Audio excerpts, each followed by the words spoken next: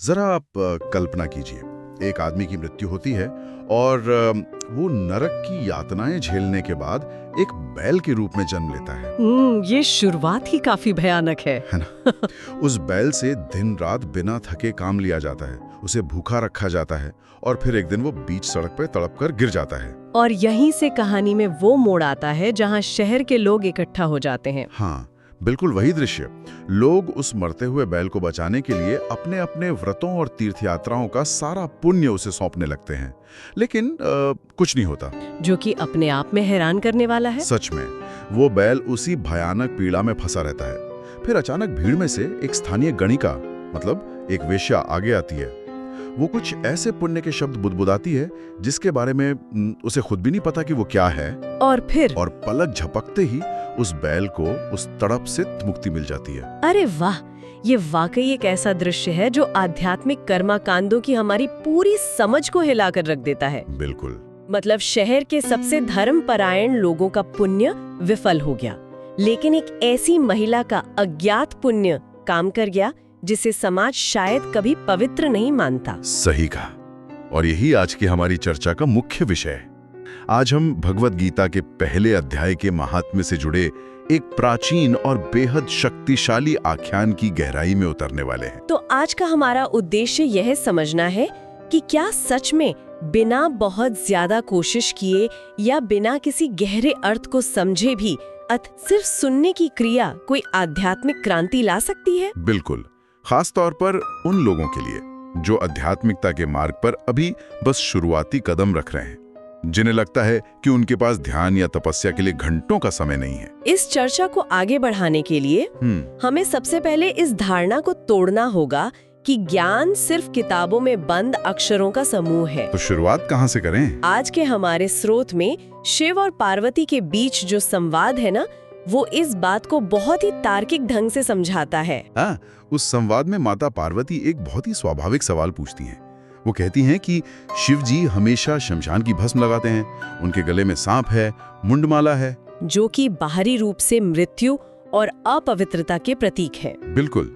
फिर भी दुनिया उन्हें सबसे शांत मानकर क्यों पूछती है? इसके जवाब में शिव जी कहते हैं कि उन्होंने गीता के ज्ञान को अपने हृदय में धारण किया है, जिससे बाहर के ये कर्म उन पर हावी नहीं होते। शिव का ये उत्तर दरअसल हमारे आधुनिक जीवन के संघर्षों का सटीक समाधान है। शमशान की भस्म और मुंडमाला कोई डरावनी चीजें नहीं है। तो फिर ये क्या है? ये इस भौतिक संसार के तनाव, निराशा और उस टॉक्सिक माहौल का प्रतीक है जिसके बीच हम रोज रहते हैं। शिव ये समझा रहे हैं कि जब कोई परम ज्ञान को अपने भीतर उतार लेता है तो बाहरी दुनिया का शोर आंतरिक शांति को भंग नहीं कर सकता। इसे आज के संदर्भ में देखें तो ये बिल्कुल एक मेंटल शील्ड या मानसिक कवच की तरह काम करता है। हम रोज भारी ट्रैफिक, ऑफिस की राजनीति और अंतहीन तनाव से गुजरते हैं। और ये तनाव धुएं की तरह दिमाग में भर जाता है। सही कहा। शिव का उदाहरण हमें बताता है कि अगर भीतर एक मजबूत वैचारिक ढाल हो तो बाहर का ये शमशान रूपी तनाव छू नहीं सकता। बिल्कुल। लेकिन स्रोत में इसके बाद जो होता है वो और भी ज्यादा दिलचस्प है। शिव तो इस ज्ञान को एक ढाल की तरह इस्तेमाल कर रहे हैं क्योंकि उनके आसपास उथल पुथल है। लेकिन तब क्या होता है जब कोई बाहरी उथल पुथल न हो? हाँ, पूर्ण शांति में ये ज्ञान कैसा दिखता है? ये सवाल हमें भगवान नारायण और लक्ष्मी जी के प्रसंग की ओर ले जाता है। हाँ, कथा के अगले हिस्से में लक्ष्मी जी देखती हैं कि भगवान नारायण पाताल लोक में शेषनाग पर आंखें बंद किए लेटे हुए हैं। तो लक्ष्मी जी को संदेह होता है। उन्हें लगता है कि क्या नारायण पर आलस्य या निद्रा हावी हो रही है, जिसे तामसी गुण कहा जाता है, मतलब जड़ता या अज्ञानता। बिल्कुल, एक ऐसी स्थिति जहां चेतना सोई हुई हो। और नारायण जी का उत्तर धारणाओं को पूरी तरह पलट देता है। वे कहते हैं कि वे सो नहीं रहे, वे असल में अपने शब्द रूप अवतार मतलब भगवद गीता के आनंद में मग्न हैं। और यहाँ स्रोत में गीता को महज एक किताब नहीं बल्कि एक शरीर के रूप में वर्णित किया गया है। यहाँ ज्ञान का मानवीकरण किया गया है। हाँ, वो हिस्सा बहुत अद्भुत है। नारायण बताते हैं कि गीता के पहले 5 अध्याय उनकी भुजाएं हैं। 11वां अध्याय हृदय और मन है। 16वां अध्याय उदर यानी पेट है और 18वां अध्याय उनके चरण है। श्लोक नाड़ियां हैं और गीता के अक्षर उनके रोम हैं। जब मैंने पहली बार ये पढ़ा तो मुझे ये महज एक सूची जैसा लगा, लेकिन अगर इसे गहराई से समझें तो ये कोई सामान्य रूपक नहीं है। बिल्कुल नहीं, जैसे 11वां अध्याय ही हृदय क्यों है? क्योंकि 11वें अध्याय में ही विश्व रूप दर्शन होता है, जहां विराट रूप दिखाई देता है। सही कहा, वह गीता का भावनात्मक और ब्रह्मांडीय केंद्र है, ठीक हमारे शरीर में धड़कते हुए दिल की तरह। तो 18वां अध्याय चरण क्यों है? क्योंकि वो सन्यास का अध्याय है, वो आधार है जिस पर पूरा ज्ञान टिका है। तो ये ऐसा है जैसे गीता कोई इंस्ट्रक्शन मैनुअल नहीं है, बल्कि ये इस पूरे ब्रह्मांड का एक जीवित डीएनए सीक्वेंस है। क्या बात है, डीएनए सीक्वेंस वाली तुलना बहुत सटीक है। ये स्थापित करता है कि ज्ञान कोई बाहरी चीज नहीं है जिसे ओढ़ लिया जाए, ये अस्तित्व का मूल ढांचा है। लेकिन देवताओं के स्तर पर तो ये सब बहुत अच्छा लगता है। असली सवाल ये है कि ये ज्ञान भौतिक संसार के सबसे निचले और संघर्षपूर्ण स्तर पर कैसे काम करता है, जहां ना कोई हिमालय की चोटी है और ना पाताल लोक की शांति। बिल्कुल, और यहीं से हमारी कहानी का वो दृश्य सामने आता है जिसका हमने शुरुआत में जिक्र किया था। एक बहुत ही दर्दनाक और यथार्थवादी संघर्ष की कहानी। हाँ, वो शूद्र वर्ण के प्राणी की कहानी जो चांडालों का कर्म करता था, तेल नमक का व्यापार करता था और बकरियां पालता था। एक दिन जंगल में उसे सांप डस लेता है। मृत्यु के बाद वो नरक भोगता है और फिर अंततः एक बैल के रूप में जन्म लेता है। ये बैल का जन्म कोई साधारण पशु का जन्म नहीं है ना? नहीं, ये उस असीमित और यांत्रिक संघर्ष का प्रतीक है जिसे हम सर्वाइवल मोड कहते हैं। उस बैल की दिनचर्या देखिए, एक भिक्षुक उसे खरीद लेता है, वो उस पर बैठकर दिन भर भीख मांगता है, बैल को लगातार चलाया जाता है। रात को उसे बस दरवाजे पर बांध दिया जाता है, खाने के लिए केवल थोड़ा सा सूखा भूसा मिलता है। एक मशीन की तरह बिना रुके काम करना और बदले में सिर्फ उतरा मिलना जिससे सांसें चलती रहे, ये तो आज के आधुनिक बर्नआउट की बिल्कुल सटीक परिभाषा है। बिल्कुल सही तुलना है।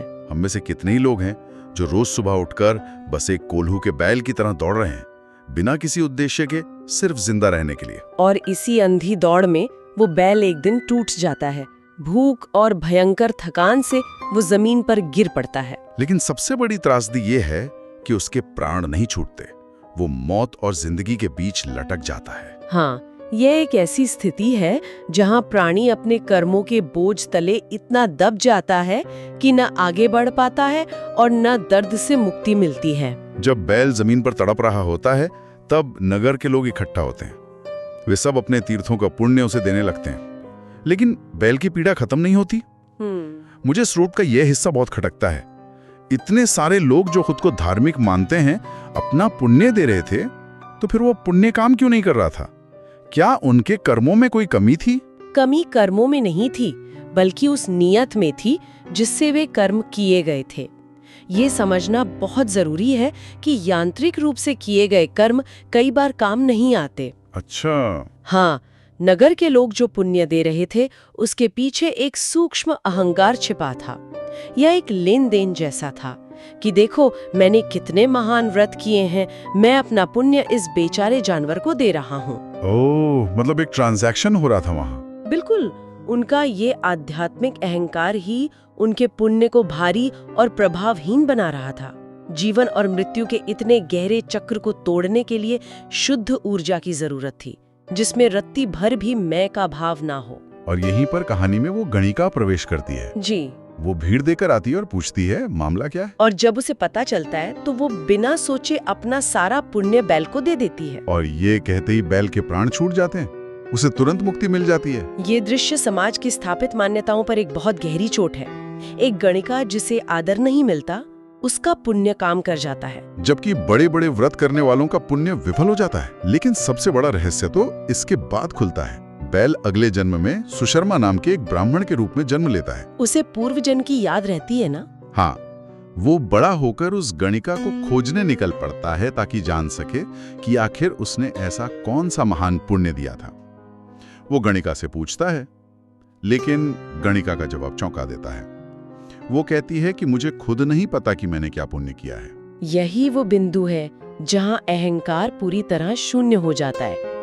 नगर के लोगों को अपने पुण्य का हिसाब पता था, इसलिए उसमें अहंकार का वजन था। गणिका को पता ही नहीं था, तो कोई अहंकार नहीं था। बिल्कुल नहीं था। बिल्कुल, शून्य अहंकार के कारण ही उसकी ऊर्जा इतनी शुद्ध थी कि उसने बैल की पीड़ा के चक्र को तुरंत तोड़ दिया। मुझे यहाँ आपको थोड़ा रोकना होगा।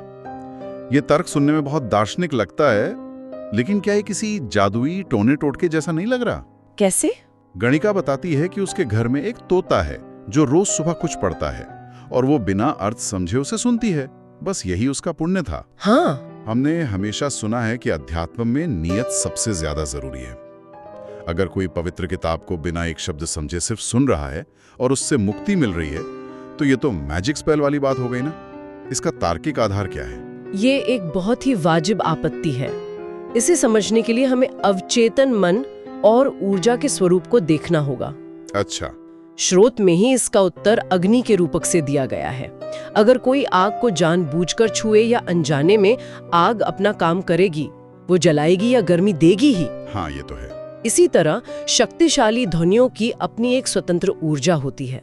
जब कोई गहरा दार्शनिक विचार जैसे गीता के श्लोक कानों में पड़ते हैं, तो वे एक विशिष्ट फ्रीक्वेंसी उत्पन्न करते हैं। तो ये कोई जादू नहीं, कंपन का विज्ञान है। बिल्कुल। भले ही चेतन मन उन शब्दों का अर्थ न समझ रहा हो, लेकिन वो ध्वनि अवचेतन मन में प्रवेश करके उस जमे हुए वैचारिक प्रदूषण को काटना शुरू कर देती है। तो ये तोते की आवाज ही वो अग्नि थी जो गणिका के भीतर काम कर रही थी। लेकिन वो तोता सुबह सुबह आखिर पढ़ क्या रहा था? जब सुशर्मा उस तोते के पास जाता है तो तोता अपनी कहानी बताता है, और सच कहूं तो उस तोते की कहानी किसी थ्रिलर फिल्म से कम नहीं है। हाँ, मैंने पढ़ा था। तोते की पृष्ठभूमि ये साबित करती है कि ज्ञान नष्ट नहीं होता। तोता बताता है कि पिछले जन्म में वो एक ब्राह्मण पुत्र था जिसे उसके पिता ने गीता के पहले अध्याय का पाठ सिखाया था। लेकिन गुरु का अपमान करने के कारण उसे श्राप मिला और वो तोता बन गया, एक श्रापित तोता। फिर एक बहेलिया उसे पकड़ लेता है। एक ब्राह्मण उसे खरीदता है जो अपने बेटे को रोज गीता का पाठ सिखाता है। तो तोता फिर से वो पाठ सीख लेता है। हाँ, फिर घर में चोर घुसते हैं, उन्हें धन नहीं मिलता तो वे चिढ़कर तोते का पिंजरा ही उठा ले जाते हैं। और अंत में वे चोर उस पिंजरे को अपनी मित्र उसी गणिका को दे देते हैं। मतलब क्या सफर है। आप इस पूरी श्रृंखला को देखिए। एक महान ज्ञान का पाठ एक श्रापित तोते के भीतर बंद है।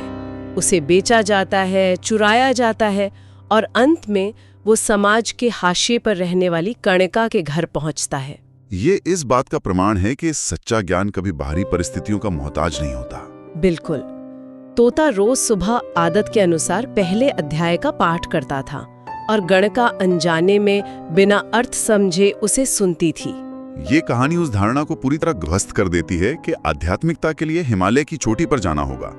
ये सिखाती है कि हमारे आसपास जो कुछ भी है उसका हम पर कितना गहरा असर होता है। सही बात है। इसे आज के जीवन से जोड़ें तो जैसे हम ऑफिस जाते समय गाड़ी में कोई रेडियो या पॉडकास्ट चला लेते हैं। शुरुआत में वो बस बैकग्राउंड में बज रहा होता है। हाँ, हम ट्रैफिक पे ध्यान दे हुए होते हैं। लेकिन धीरे धीरे वो बैकग्राउंड की आवाज हमारी सोच और मूड को बदलने लगती है। एकदम सही।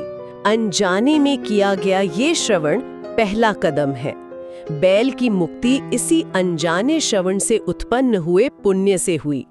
लेकिन कहानी यहाँ खत्म नहीं होती। हाँ, इसके बाद एक और गहरी सीख मिलती है। जब गणिका को सुशर्मा और तोते से पता चलता है कि अनजाने में सुने गए उस पाठ का इतना बड़ा फल है, तो वो वहीं नहीं रुकती। बिल्कुल। स्रोत के अंत में बताया गया है कि गणिका ने नित्य स्नान करना शुरू किया और जानबूझकर पूरे होशो हवास में गीता के पहले अध्याय का पाठ करने लगी। और अंततः उसकी भी मुक्ति हो जाती है। ये हिस्सा बहुत महत्वपूर्ण है। अनजाने में सुनना या सकारात्मक माहौल में रहना एक झटका दे सकता है, दलदल से निकाल सकता है, जैसे बैल को निकाला गया। हाँ, लेकिन वास्तविक परिवर्तन तब आता है जब उस ज्ञान को सक्रिय रूप से दिनचर्या का हिस्सा बना लिया जाए। शुरुआत बिना कोशिश के हो सकती है, लेकिन पूर्णता के लिए प्रयास आवश्यक है। नारायण जी लक्ष्मी जी से कहते भी हैं कि जो कोई अनजान होकर भी इसका पाठ करे या श्रवण करे, उसे मुक्ति मिलेगी। ये उन सब के लिए बहुत बड़ा आश्वासन है जो सोचते हैं कि उनके पास आध्यात्मिक होने का समय नहीं है। तो अगर हम आज की इस पूरी चर्चा को समेटें तो एक बहुत ही स्पष्ट चित्र उभरता है। बैल के भयानक कष्टों से लेकर तोते के श्राप और गणिका की मुक्ति तक सब कुछ इस बात पर निर्भर करता है कि ज्ञान किस तरह जीवन में प्रवेश करता है। आज के समय में जब लोग इतने थके हुए हैं, समय की इतनी कमी है कि 5 मिनट शांति से बैठना भी पहाड़ चढ़ने जैसा लगता है। ऐसे में ये कहानी बताती है कि शुरुआत करने के लिए बहुत कुछ करने की जरूरत नहीं है। बिल्कुल, शुरुआत सिर्फ अपने आसपास के माहौल को बदलने से हो सकती है। बस कुछ सकारात्मक सुनने से। ये इस बात का अकाट्य प्रमाण है कि आसपास का परिवेश, जो शब्द कानों में पड़ते हैं, उनका चेतना पर कितना गहरा प्रभाव पड़ता है। और यही बात हमें वापस वहीं ले जाती है जहां से हमने शुरुआत की थी। हमने बात की थी कि कैसे हम अनजाने में तनाव को सोख लेते हैं। आज के इस अध्ययन के बाद एक बहुत ही गहरा सवाल उठता है। वो क्या? अगर एक तोते की आवाज को अनजाने में सुनने मात्र से एक बैल के जीवन का दर्दनाक चक्र टूट सकता है, तो जरा सोचिए, हम अपनी रोजमर्रा की भागदौड़ में स्क्रीन और माहौल के जरिए अपने दिमाग में कैसा बैकग्राउंड नॉइज डाल रहे हैं। ये सच में सोचने वाली बात है। क्या आज के समय में हम सही तोते को सुन रहे हैं, या लगातार ऐसा जहरीला शोर सुन रहे हैं जो हमें और ज्यादा थका रहा है? ये एक ऐसा विचार है जिस पर सबको जरूर मनन करना चाहिए। मुझे लगता है कि ये आत्मचिंतन का एक बहुत ही सटीक बिंदु है जिस पर आज के दौर में हर किसी को विचार करना चाहिए। तो आज की इस गहरी चर्चा में बस इतना ही। स्रोत में छुपे इस अद्भुत ज्ञान और इसके मनोवैज्ञानिक पहलुओं को गहराई से समझने के लिए आपका धन्यवाद। हम जल्द ही एक नए विषय के साथ फिर मिलेंगे। तब तक अपने बैकग्राउंड शोर पर नजर रखिए।